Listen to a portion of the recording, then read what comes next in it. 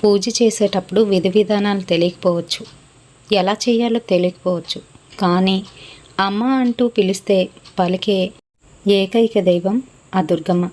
మరి దుర్గా శరన్నవరాత్రుల్లోని ప్రతిరోజు ఇంట్లోని పూజ చేసుకొని అలాగే ఏదో ఒక గుడికి, మాకు దగ్గరలో ఉన్న గుడికి అయితే వెళ్తున్నాను. మరి మాకు దగ్గరలో ఉన్న ఈ కొమ్మాది జంక్షన్లోని ముగ్గురమ్మవార్ల దేవాలయం చాలా ఫేమస్.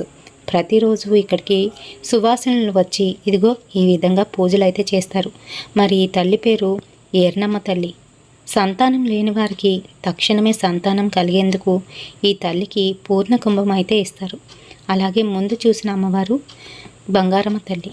ఈ బంగారు తల్లి మనకి భోగభాగ్యాల్ని, ఐశ్వర్యాన్ని, శుభకార్యాలు జరిగేటట్టు చేస్తుంది.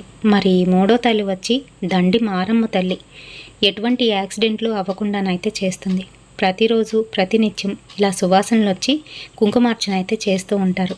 మరి ఫుల్ వీడియో కింద నుండి లింక్ క్లిక్ చేయండి.